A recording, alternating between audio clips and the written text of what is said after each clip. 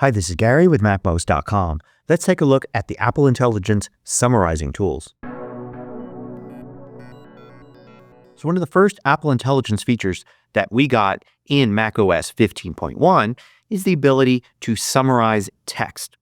This is grouped together with the other writing tools that I've covered before. So for instance, say you're on a web page like this, and there's a section here that you want to summarize. So let's say this section here. You can select it, and with text selected, you can bring up the Apple Intelligence tools. Now in some apps, there's a button in the toolbar, but not here in Safari. Here in Safari, though, you can get to the Apple Intelligence tools in the Edit menu and look for Writing Tools, and they're all right here. You can choose Show Writing Tools to bring up all of the tools, or go directly to one of the tools by choosing one of these options. But you could also get to this by selecting text and then control-clicking, two-finger clicking on a trackpad or right-clicking on a mouse, and then in the context menu, you can also choose Writing Tools. So I'm going to choose Show Writing Tools in this case, and it brings these up. Now, a lot of these are indeed writing tools, tools for you to use when you're writing text and you want to make it more friendly, professional, concise, or just have it proofread. But there's also a group down here of items that's meant for text perhaps that you didn't write, although you certainly could use them for text that you did write. So for instance, I can choose Summary right here, and it's going to summarize the text that's selected. So you can see here, it just summarizes it all into one simpler paragraph. By the way, if you find these videos valuable, you can join the more than 2,000 others that support MacMost at Patreon. You get exclusive content, course discounts, and more. You can read about it at macmost.com/Patreon. Now note that if your goal was to summarize the entire web page, you don't necessarily need to select everything on the page and then use that tool. Because in Safari, you've got Apple Intelligence tools right here in the address bar. Click on this little icon to the left, and it should bring up a summary of the article. And that's if it can find text on the page that represents an article. So you can see here, it gives you this concise summary of the entire page there. So if that's what you want, you don't have to go to Writing Tools. You can just get to it here in the Safari address bar. In addition to Safari, you also find summaries in Mail. Sometimes you'll find summaries here on the left in the previews for each message, but you'll also find them if you scroll down and look for the Summarize button at the top of some of your messages. You can click that and it will summarize the entire message like that. Also, if you go into System Settings, note that, of course, you need to have Apple Intelligence turned on in the Apple Intelligence section, but also in Notifications, you have the option to have previews for notifications summarized, and you can set it on a per app basis which ones get summaries inside of those notification previews. So you might get a long message from somebody, and the notification, instead of showing you just the first few words, would actually summarize the message. Now, outside of the web, you can use this pretty much anywhere you can select text. So here I've got a PDF. It's a report maybe somebody's given you, and it's a rather long, rambling report. If you want to summarize this, you can select all the text. I'm just going to use Command A to do that. And you can find the writing tools in the Edit menu or by control clicking.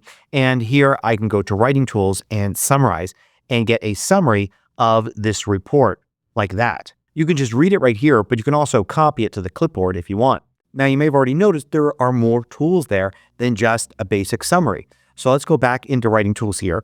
And I can see here I've got Create Key Points, Make a List, and Make a Table.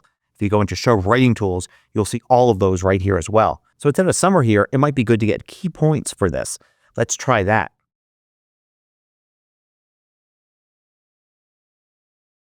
So you can see here, it's filled in all of these bullet items here, and it's given you a longer piece of text than the summary, but perhaps it's just as easy to read and it gives you more information while not being much more complex. You can see it's still so much shorter than the full report.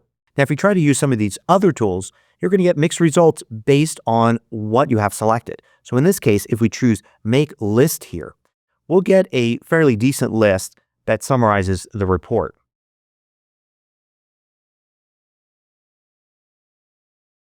So you can see here, it's much longer than the key points. It's putting almost everything in there, but it's doing it as a bullet list instead of these paragraphs. So it really depends on your source material as to which one's going to be more useful to you. Now, there's another option here called Make Table. Now, it's not going to work for all content. And here it actually tries to come up with some decent content in a table format. So whether or not this works for this kind of report, you're going to have to judge. This is just some example text here, so it's hard to say whether this is any good. But it is interesting as a way to summarize things. Maybe if you enjoy looking at tables more than reading many paragraphs of text, this might work for you. You can use Make Table in a more obvious way. For instance, here's some text showing somebody's shopping trip. Maybe they dictated this into their phone. You can select all of this, and you can pretty much predict what you're going to get if you use Make Table here. It's going to take the items and the prices and put them into two columns like this. Here's an interesting one. Here's some text here showing the amount of miles driven in a day, but just as regular text. Let's use the writing tools to make this a table. And here it's only going to find the day number and the number of miles.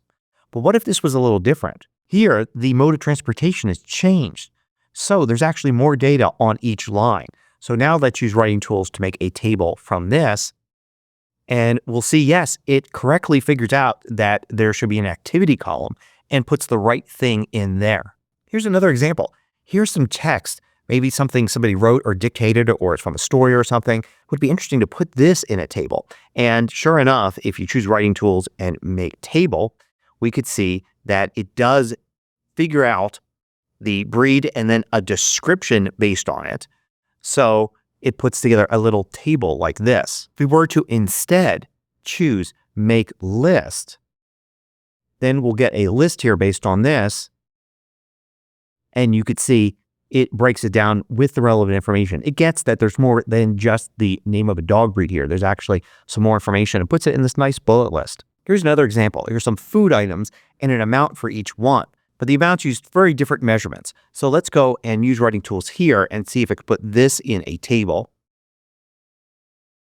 And indeed it does. And it lists the quantity in whatever units are provided there. So the secret for using Apple Intelligence right now is the same as the secret for using any large language model artificial intelligence like ChatGPT. Experimentation. You need to experiment and try different things. Everything I showed you in this video, I figured out by just experimenting, by putting different types of information into documents and trying to use the different tools there to see what results were produced. You've got to do the same thing with whatever content you deal with, whatever you read, whatever reports you may get, whatever things you write. You need to try all of these different tools, see what kind of results are generated right now. If something doesn't produce good results right now, but you think it may be useful, don't forget to try it again in a few months, because things are always moving forward. A lot of this is going to be updated in each version of macOS, and we're also going to be getting the ability to use ChatGPT to augment Apple Intelligence. So something that doesn't work now may work great in 6 months. That's exactly what's happened with tools like ChatGPT over the last couple of years. And in the next version of macOS, version 15.2, we're going to get the ability to tie in ChatGPT to this. So you're going to be able to use prompts to actually summarize things. So instead of just a summary, you can ask for something very specific, like explaining something at a certain level or looking for a certain detail in a list. So here's a look at the first summarization tools for Apple Intelligence. Hope you found this useful. Thanks for watching. If you liked this video, click the thumbs up button below to let me know. I publish new tutorials each weekday. Hit the subscribe button so you don't miss out.